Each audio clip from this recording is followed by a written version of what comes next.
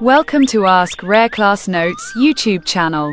In this video, I will present a student-friendly and exam-oriented analysis of the poem, To the Cuckoo, by William Wordsworth. Before we begin, I kindly request you to support the channel by subscribing, and don't forget to like, share, and leave a comment below. Thanks. Paraphrasing of the poem, To the Cuckoo, written by William Wordsworth. Stanza 1. Original text. O blithe newcomer, I have heard, I hear thee and rejoice. O cuckoo, shall I call thee bird, or but a wandering voice? Paraphrasing of stanza 1. Line by line. The poet says he has heard the cheerful voice of the newly arrived cuckoo.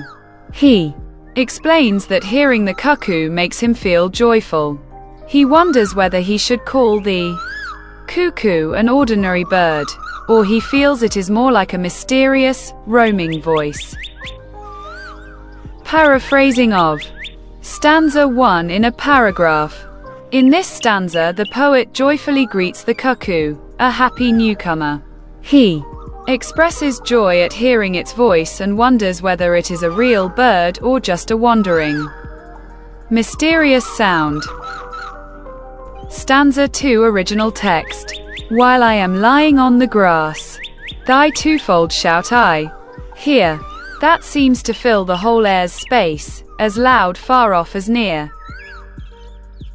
Paraphrasing of stanza 2. Line by line. The poet describes himself lying on the grass, and hears the cuckoo's repeated two-note call. He feels the sound fills the entire sky and air, and observes the sounds equally loud whether it is near or far away. Paraphrasing of stanza 2 in a paragraph. In these lines, the poet describes himself lying on the grass and hears the cuckoo's repeated two-note call. He feels the sound fills the entire sky and air, appearing equally loud whether it comes from near or far. Stanza 3 original text.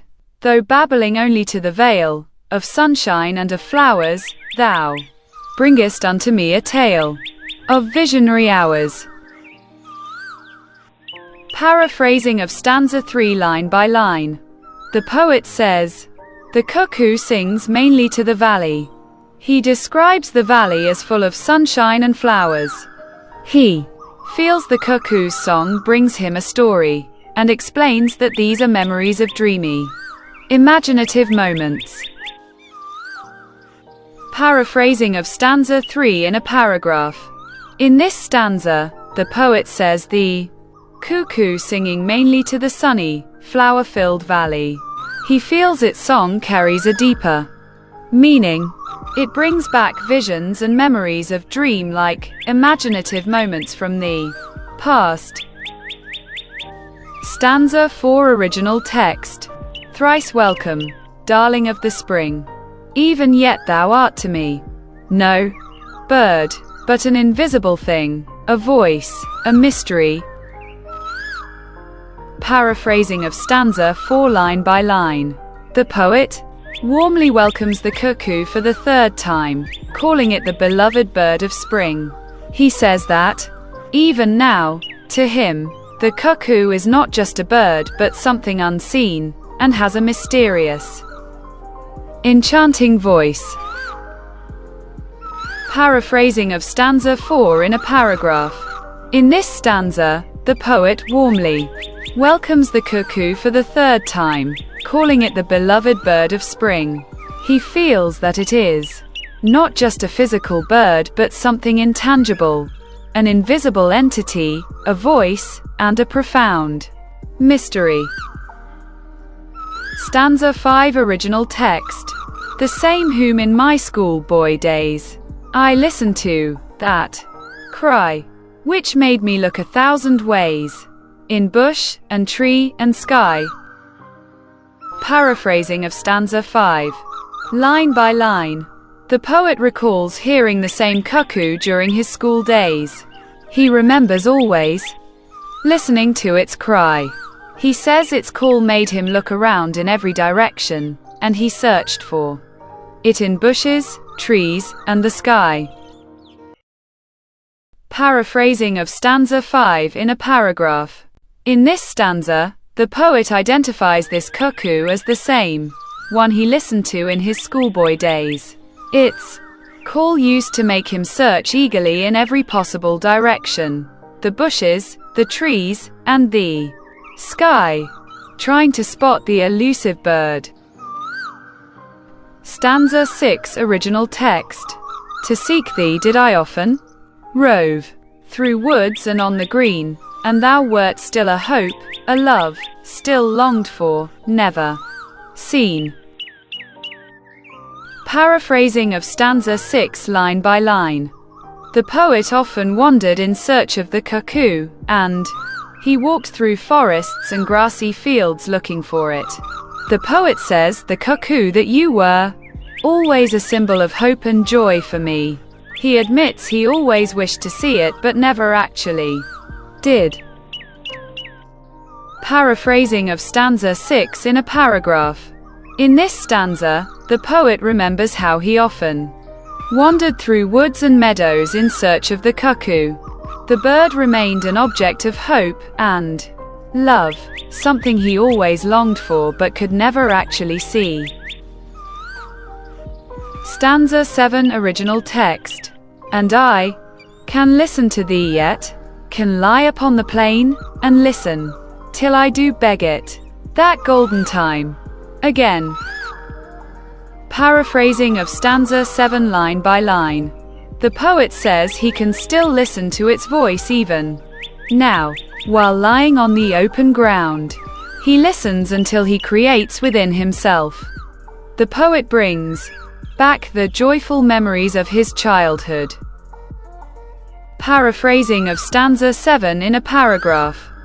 In this stanza, the poet says that even now, as an adult, he can lie on the ground and listen to its song.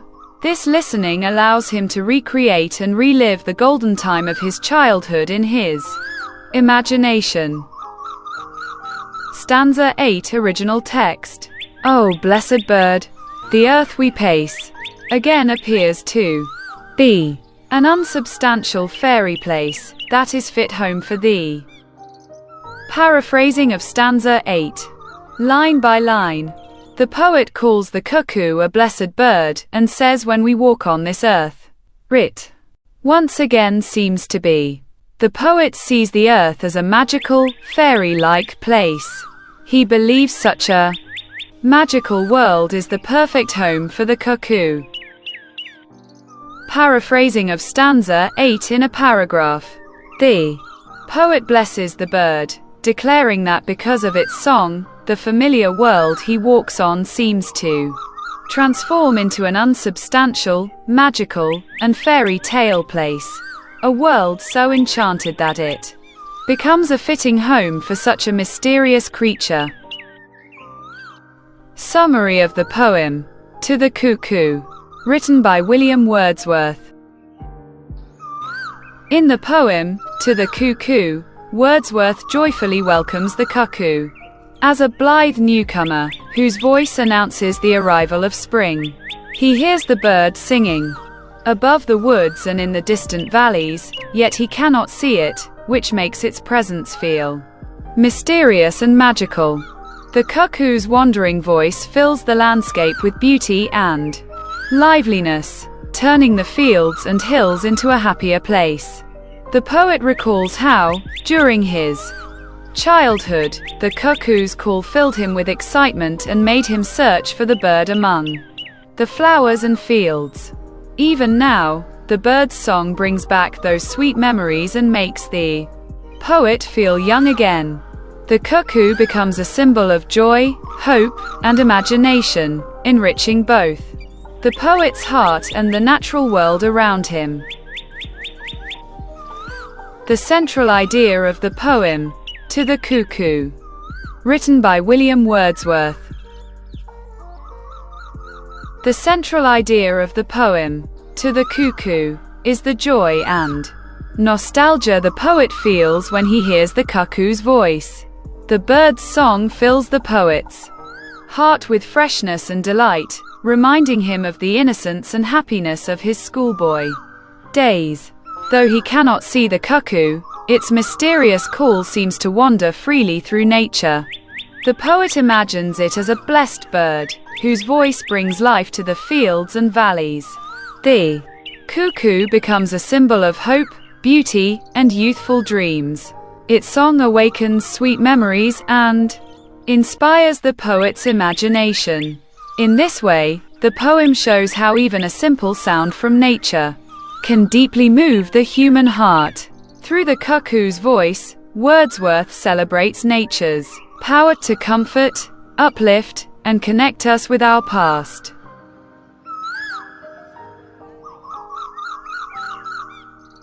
Thank you for watching the video. Want to study in more detail? Check out my website. You'll find the link in the description below. If you liked this effort, please subscribe to my channel, and don't forget to like, comment, and share the video.